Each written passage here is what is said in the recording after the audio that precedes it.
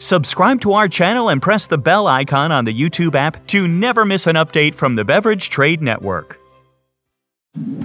Hi, I'm Beau du Bois. I'm the Bar and Spirits Manager here at the restaurant at Meadowood.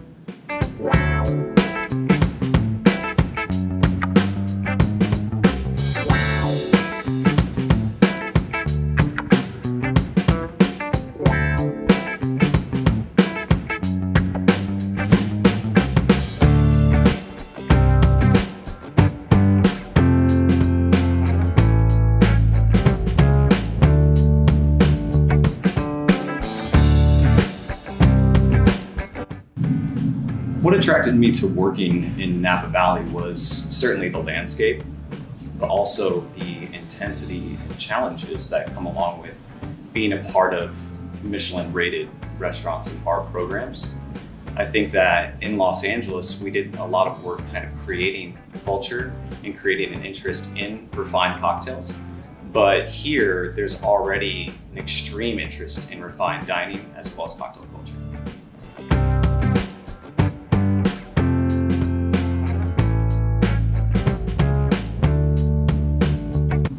Before moving to Los Angeles, I had to kind of make a decision. I had my eyes set on moving to Chicago originally, but when I looked at kind of the landscape of where the cocktail culture was between the two cities, I had a decision between coming into a city like Chicago where the cocktail culture had already kind of started gaining momentum, whereas in Los Angeles, it was easy to anticipate that it was just getting ready to start.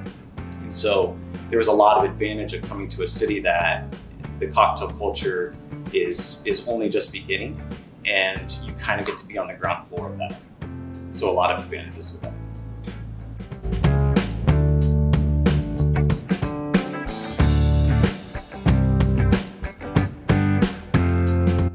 Yeah, it was a pretty amazing experience getting to receive a phone call from someone as well regarded as Nathaniel Dorn.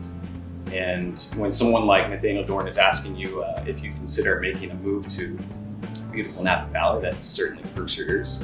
I wasn't super familiar with, the Michelin rated restaurants in terms of a 3-star rated restaurant, what that experience is like.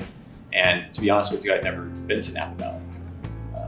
Nathaniel and I both agreed that I should come up, and I had about 3 or 4 trips. But to be honest with you, I was pretty hooked from the minute I got off the plane and started driving through the valley.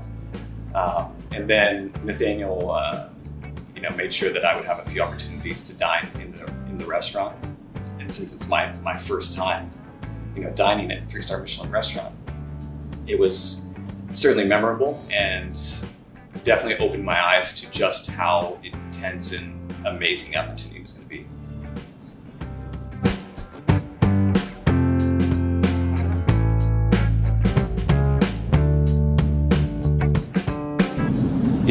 Chef Costa's food is amazing. It's sublime and it's extremely subtle, while dynamic and very, should I say, like I don't want to say satisfying, but extremely course to course, well balanced. The size of the menu, when you hear that you're going to be having 11 to 14 courses of food, can be kind of intense to hear. But then you reach the end of the meal and you're like, that was absolutely perfect. That was the perfect amount of food. I'm full, I'm satisfied, and certainly very inspired, both from a cocktail standpoint and from just as a diner perspective. But also something that was extremely impressive to me, as hospitality, service, and the guest experience is a real priority for me as a bartender, was the amazing seamless performance by the service team in the front of the house. It's almost like you're watching a dance, a perfectly choreographed dance that's riddled with information and extreme hospitality.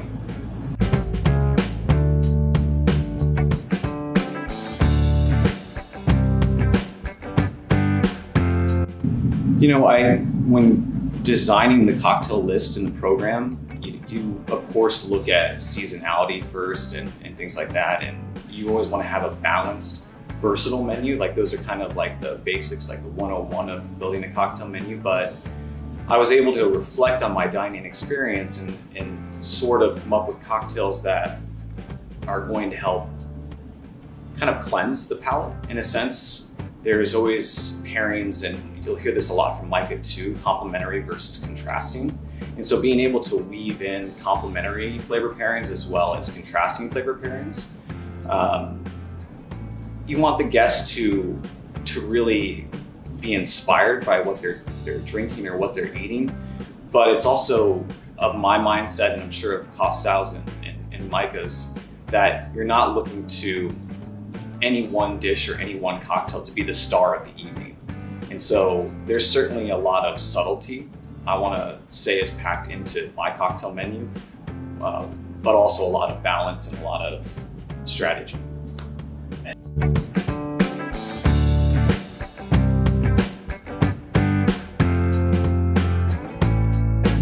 Yeah, one of the first conversations during the R&D process is going to be making a trip to the garden and talking with Zach, who runs our garden, and seeing like what's available, what are you sitting on that we have a good inventory of, but also like what's coming, what also has been preserved.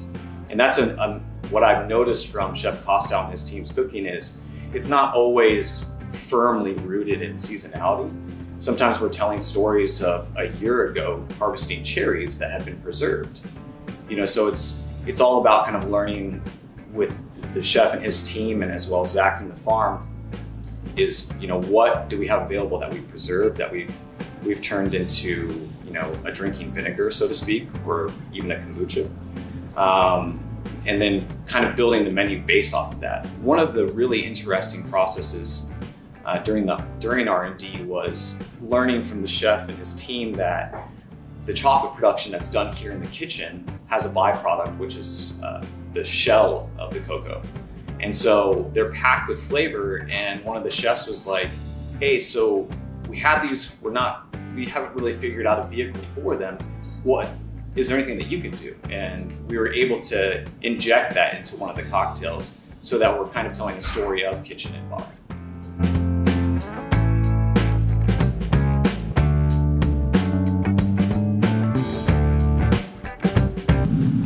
When we were finishing up the cocktail menu, one of our cocktails that both myself, Micah, and Nathaniel were very, very pleased with was the apricot old fashioned. And it was about the day before I was presenting the cocktails to Nathaniel and the rest of the team. And the cocktail itself was beautiful, it was balanced and interesting, but I just wanted there to be kind of like one more last interactive note to the cocktail. And I was speaking with Zach in the garden and realizing that we had a beautiful supply of lemon verbena. And so when I was able to use some fresh lemon verbena to garnish that cocktail, now it became an interactive aromatic characteristic to the cocktail, so that when you have all these dark whiskey kind of notes and stone fruit notes, almost like cooked stone fruits, and then you pair that with the fresh, bright zestiness of the lemon verbena, and you're putting that cocktail to your nose before you sip, it almost kind of created this, like putting a fresh apricot to your nose. And so it's just one of those like subtle touches that if you were to take a second and consider it and look at it, it's just another layer of I think a lot of the strategy and creativity here at the restaurant at Meadowood. I'm Beau du Bois, the Bar and Spirits Manager at the restaurant at Meadowood. Thanks for tuning in to SommelierBusiness.com. Cheers.